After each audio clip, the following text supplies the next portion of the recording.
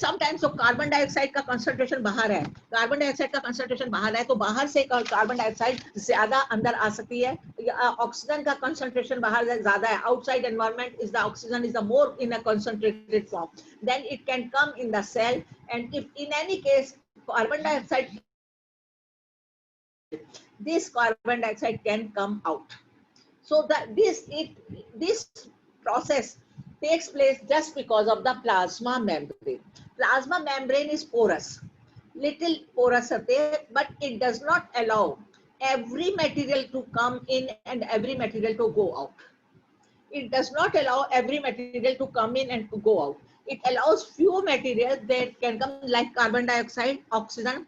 The exchange of carbon dioxide and oxygen takes place easily. इनका बहुत easily हो जाता है, इनका चेंज हो जाता है.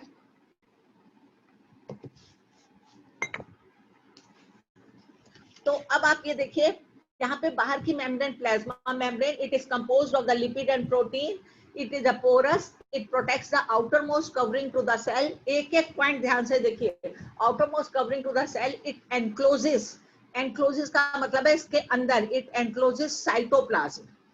That cytoplasm contains all cell organelles, and this is a porous, plasma membrane is a porous, plasma membrane is a porous, it allows or it exits, it enters or it exits few substances like carbon dioxide and oxygen, and sometimes any foreign particle अगर आ जाता है, it can kill. वो मैं आपको आगे जाके बताऊंगी.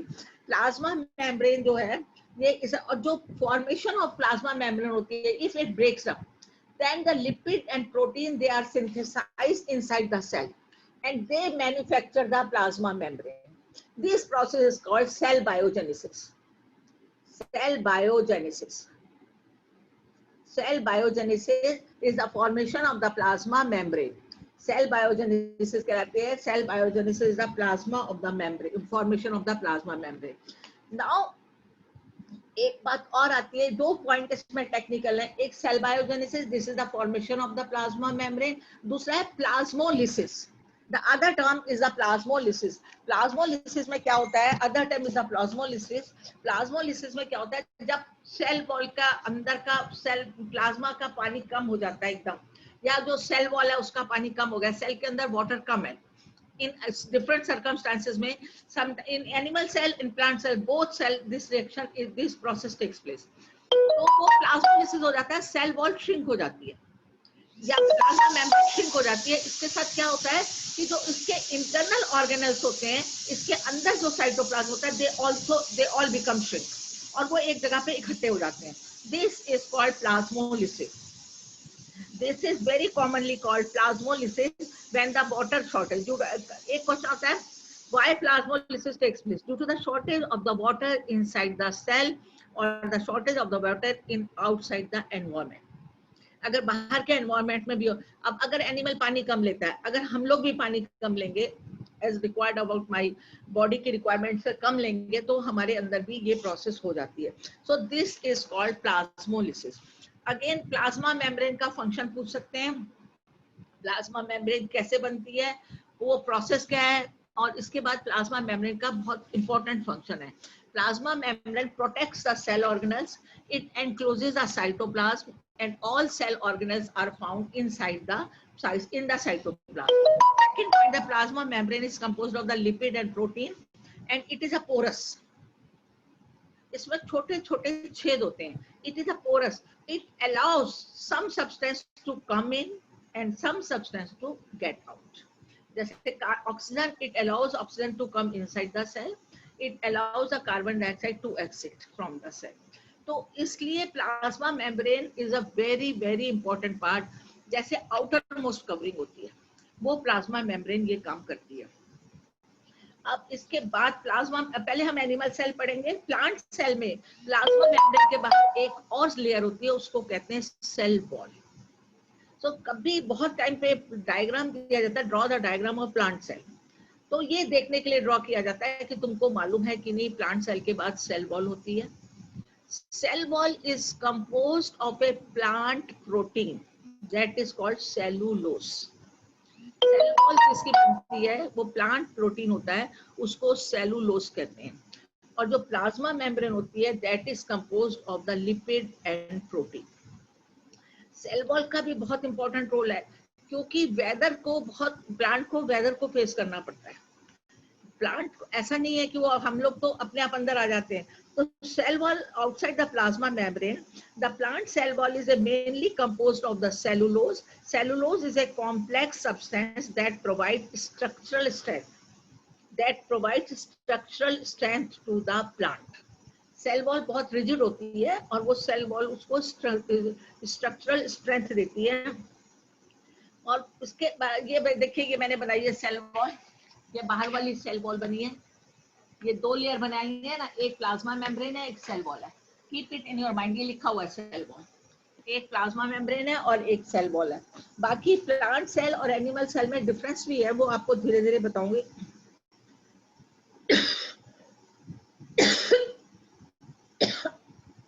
When living plant cell, ध्यान से सुनिए, when living plant cell loses water through osmosis, there is shrinkage or contraction of the content of the cell. Content of the cell क्या है? Cytoplasm, nucleus and cell organelle. There is shrinkage or a contraction, contract हो जाता है of the cell organelle, cell material, content of the cell. This phenomena is known as plasmolysis, और ये हम plasmolysis में बहुत शॉर्ट नोट्स आता है, right plasmolysis.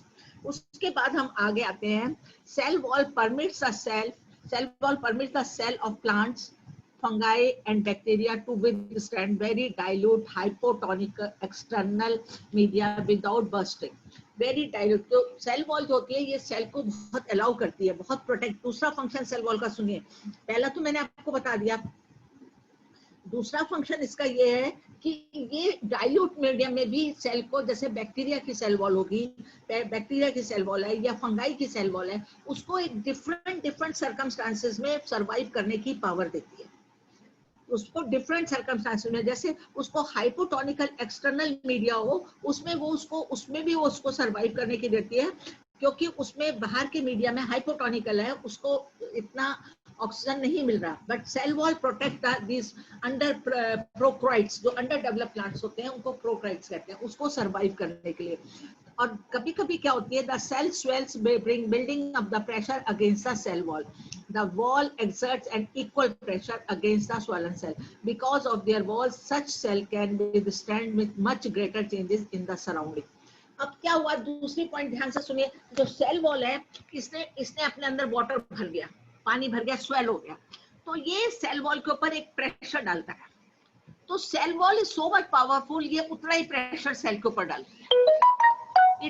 It creates equal amount of the pressure. जो सेल स्वेल हो गया है, जितना प्रेशर वो डालता है उतना प्रेशर सेल वॉल उसके अगेंस्ट डालती है। तो उससे क्या होता है कि सेल बर्स्ट नहीं होगा। अदरवाइज खाली गुब्बारा है, अगर मान लीजिए जैसे आपने गुब्बारे में बहुत हवा भर दी, या किसी भी चीज में आपने बाहर बहुत सारा पानी भर दिया, उसको अपोजिट प्रेशर उतना नहीं मिला तो वो बर्स्ट हो जाएगा।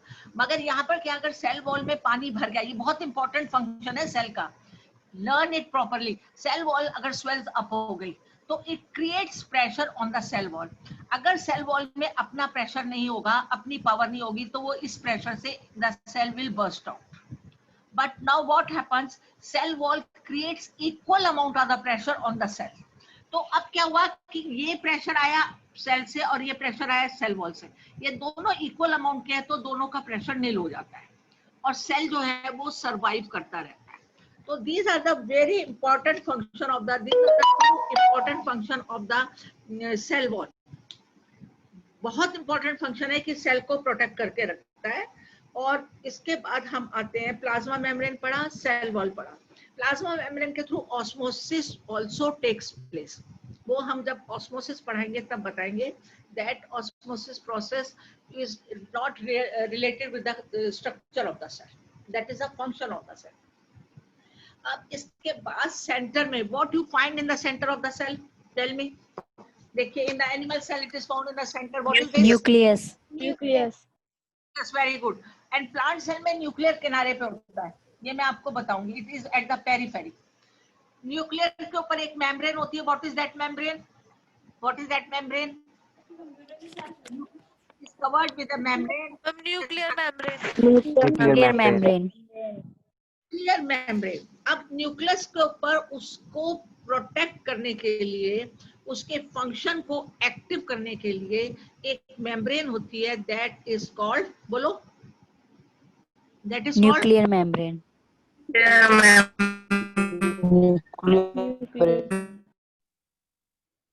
कोरस. तो अब आप लोग समझ गए होंगे ना किसको कहते हैं. This nuclear membrane is,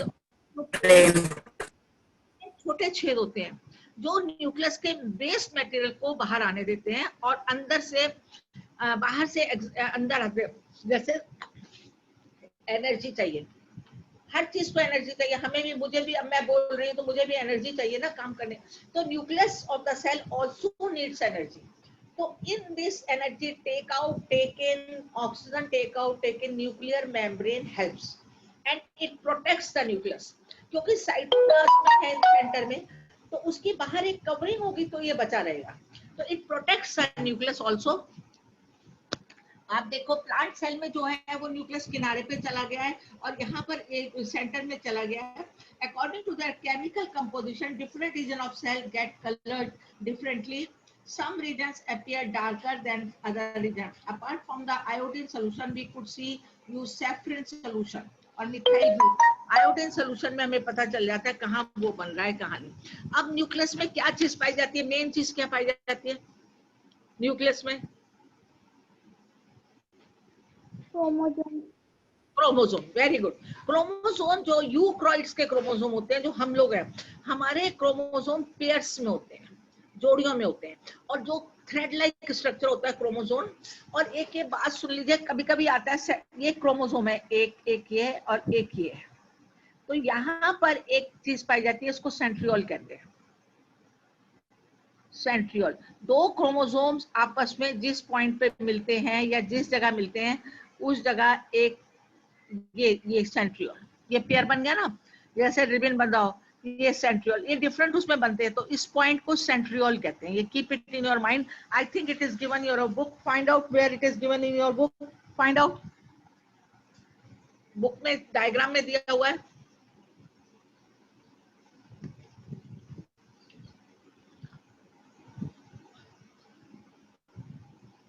diagram में दिया हुआ आपका ये मिला सेंट्रियोल. Yes ma'am. आप लोग बुक लेके मिल गया ना मैम मिल गया. ये सेंट्रियोल जो होता है, it is a joint of to chromosomes. जहां पे दो क्रोमोसोम्स ऐसे करके जुड़ जाते हैं उसको सेंट्रियोल कहते हैं. अब हम न्यूक्लियस पढ़ रहे हैं. न्यूक्लियस में बहुत ज्यादा कॉमन फंक्शन है. न्यूक्लियस का क्या फंक्शन है या क्या करता है, तो आप मेनली तो आपके पास दो पॉइंट है. न्यूक्लियस जो है क्रोमोसोम कंटेन करता है. क्रोमोसोम का जो प्रोटीनियस पार्ट है वो जीन कहलाता है. वो पेरेंटल कैरेक्टर को, दे आर रिस्पॉन्सिबल या they carry parental character to offspring. वो ऑफस्प्रिंग में पेरेंटल कैरेक्टर को आगे ले जाता है. बहुत सारे बच्चों के नाम आ रहे हैं. Sumit also left.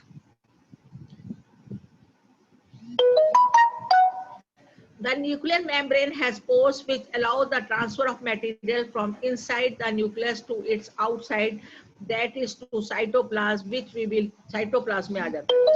ये जो न्यूक्लियस होता है इसके अंदर जो क्रोमोसोम्स होते हैं वो contain information inheritance of character from parents to next generation in the form of DNA. In the form of DNA. DNA का फुल फॉर्म आपके ब्रैकेट में लिखा हुआ है, बहुत ज्यादा पूछा जाता है. Deoxyribonucleic acid. The full form of the DNA is deoxyribonucleic acid. तो ये किसके बने होते हैं? Contain information for the inheritance of the character from parents to next generation in the form of DNA. DNA की फॉर्म में ले जाते हैं और उसको कहते हैं deoxyribonucleic acid.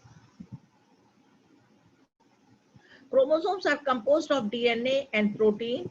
DNA molecule contains the information cells. Functional segment of DNA are called genes. जो डीएनए का फंक्शनल सेगमेंट है उसको जीन्स कहते हैं, और DNA is present equal part of chromatin material in a cell which is not dividing, this DNA is present as a part of chromatin material. अब आप देखिए कितना डीएनए का भी कितना है, ये लाइनें आप दोबारा पढ़िए अपने आप बुक में, read it again.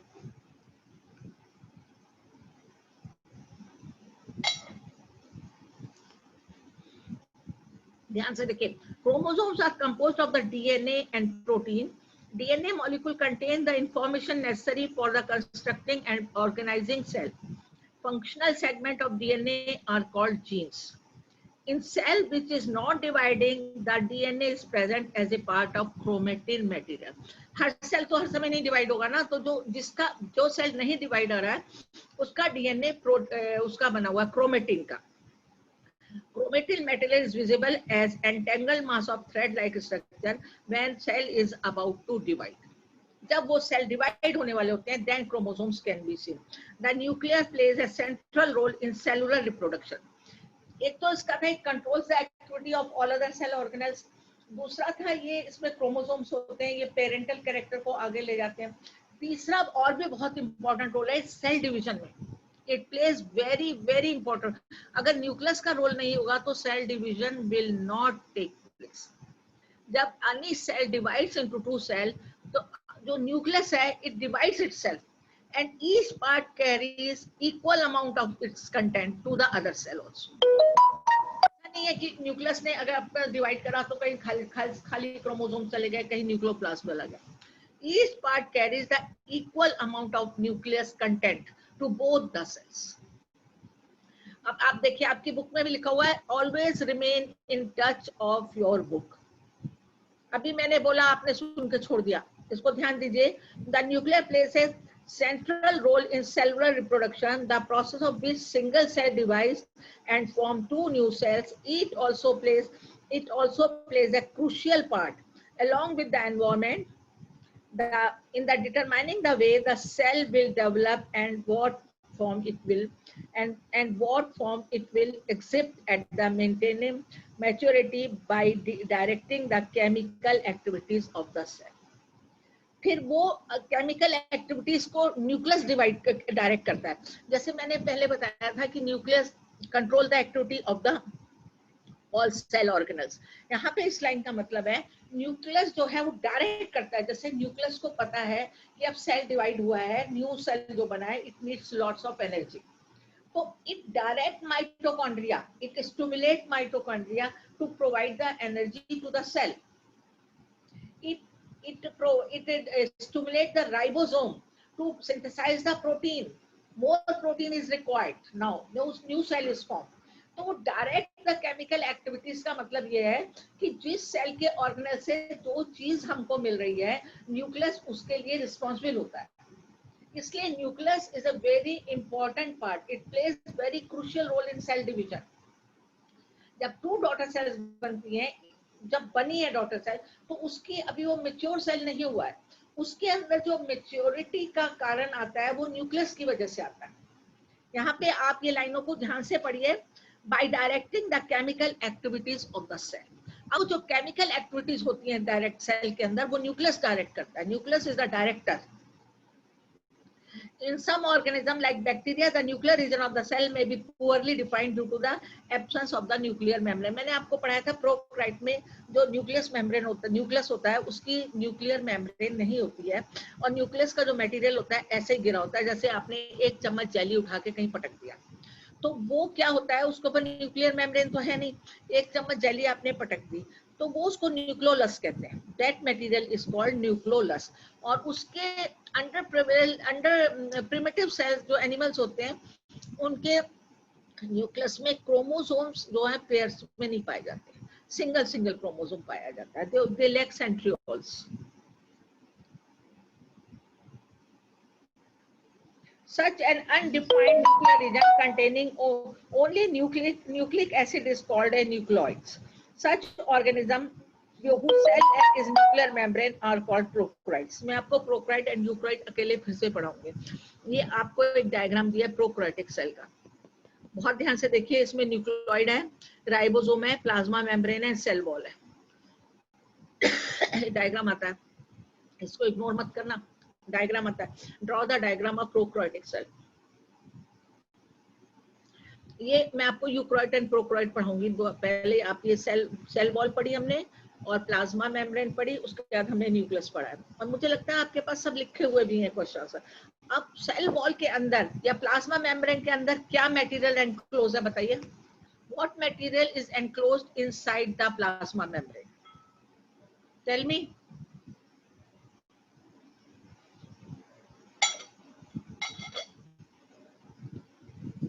What material is enclosed in plasma membrane?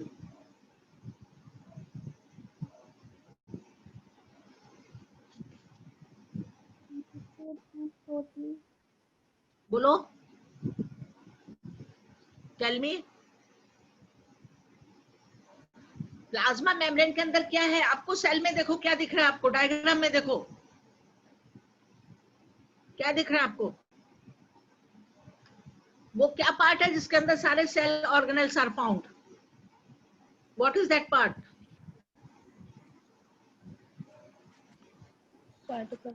Cytoplasm. बहुत देर लगी, जब साइटोप्लाज्म नहीं, साइटोप्लाज्म। साइटोप्लाज्म सेल मेम्ब्रेन के अंदर, प्लाज्मा मेम्ब्रेन के अंदर a jelly like substance is found, that is called cytoplasm. इस साइटोप्लाज्म में सारे सेल ऑर्गेनेल्स आर फाउंड। तो बेस क्या है? साइटोप्लाज्म। साइटोप्लाज्म में दीज और न्यूक्लियस भी साइटोप्लाज्म में। साइटोप्लाज्म का जो पार्ट न्यूक्लियस के अंदर होता है उसको न्यूक्लियोप्लाज्म कहते हैं। Keep it in your mind, जो पार्ट न्यूक्लियस के अंदर होता है उसको न्यूक्लियोप्लाज्म कहते हैं। और साइटोप्लाज्म और न्यूक्लियोप्लाज्म को मिला के प्रोटोप्लाज्म कहते हैं। एक क्वेश्चन आता है, पहले आता था क्वेश्चन, व्हाट इज प्रोटोप्लाज्म?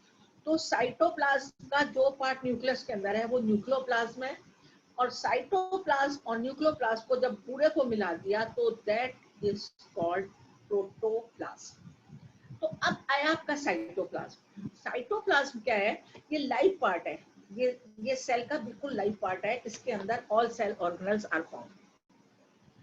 और इसका भी बहुत इंपॉर्टेंट रोल है। हमारे सेल में कोई भी चीज ऐसी नहीं है जिसका की इंपॉर्टेंट रोल नहीं है। जितने सेल ऑर्गेनेल्स हैं they are enclosed in the cytoplasm. इन प्रोकैरियोटिक सेल में ये सब इतने ज्यादा नहीं होते हैं।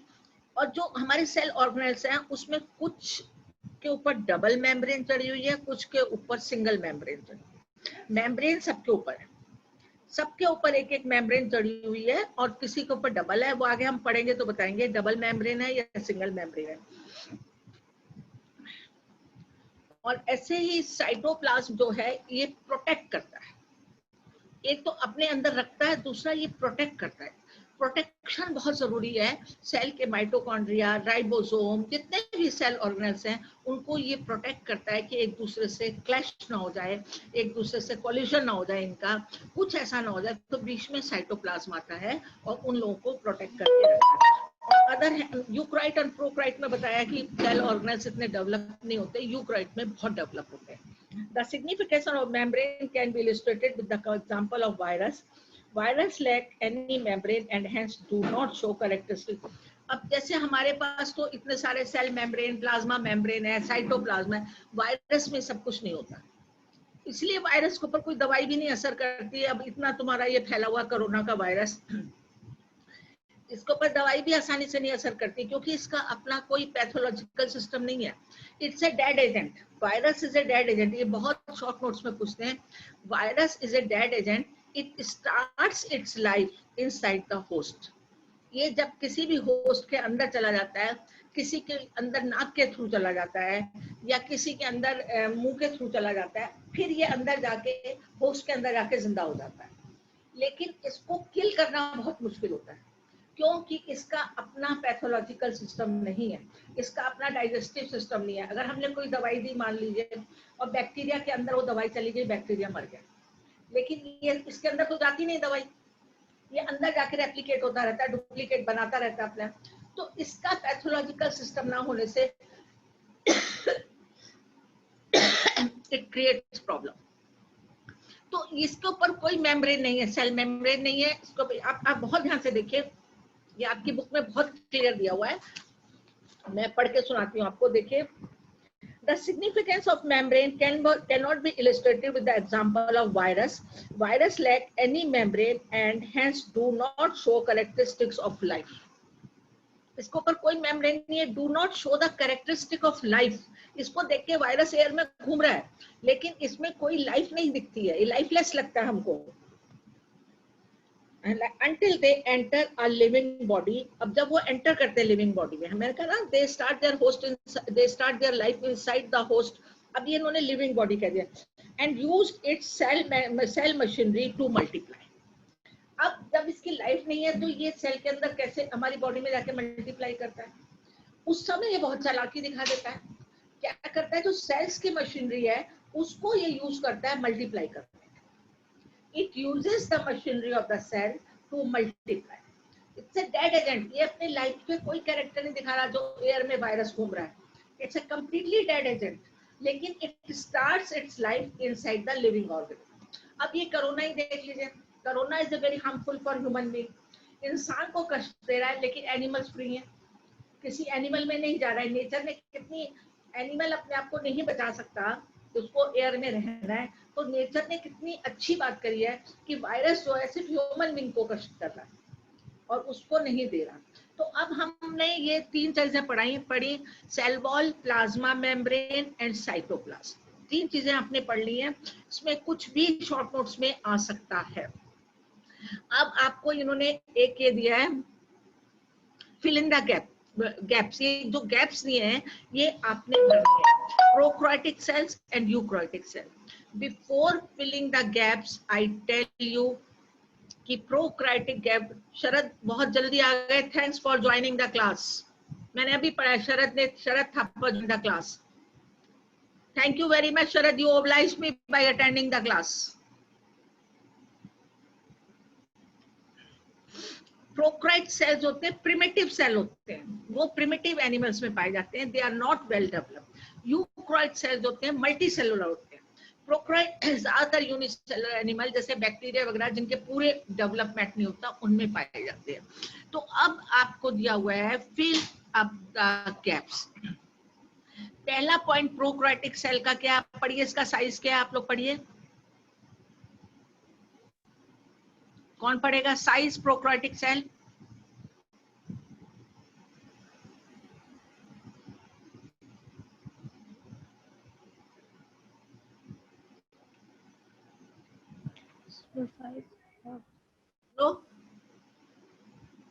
प्रोकैरियोटिक सेल का साइज पढ़िए. मुझे लग रहा है मैं हवा में ही पढ़ा रही हूँ, मैं दीवारों को पढ़ा रही हूँ. जनरली स्मॉल साइज, बहुत साइज छोटा आता है. 1 to 10 micrometre. 1 micrometre is equal to 10 to the power -6 metre. तो 1 to 10 माइक्रोमीटर होता है, इतना छोटा साइज होता है. और यूकैरियोटिक का सेल्स होता है 5 to 100 micrometre. 1 micrometre is equal to 10 to the power -6 metre. अब इसका क्या लिखा है, न्यूक्लियर रीजन्स. आगे बोलिए nuclear regions.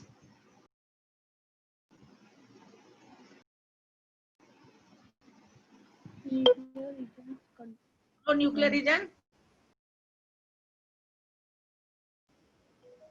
Nuclear region contains nucleus. होगा. न्यूक्लियर रीजन का बोलो श्रेया लोहोमोट, बोलो. Nuclear region is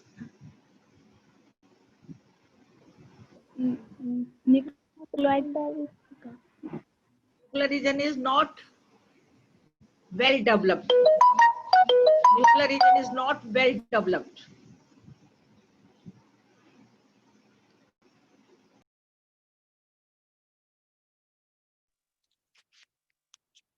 Ma'am, it is known as nucleoid. Very good. बहुत कम बच्चे यहाँ पे जो पढ़ रहे हैं. न्यूक्लियोइड, इसमें न्यूक्लिक एसिड होता है, उसको न्यूक्लियोइड कहते हैं. और यूकैरियोट्स में क्या लिखा हुआ है, nuclear region well defined and surrounded by the, बोलो surrounded by the Nuclear membrane. Nuclear membrane. Third point, prokaryotic में क्रोमोसोम्स के बारे में क्या लिखा है? Chromosomes are Single cell. Single. Prokaryotic क्या लिखा है? Chromosome More than one. More than one chromosomes. मतलब वो पेयर में होते हैं, two. Third fourth point prokaryotic cell की, membrane bound cell organelles prokaryotes में एब्सेंट है या प्रेजेंट है? Absent. और यहाँ पे फोर्थ पॉइंट आप क्या लिखेंगे? What will you right in fourth point? The membrane-bound cell organelles are present.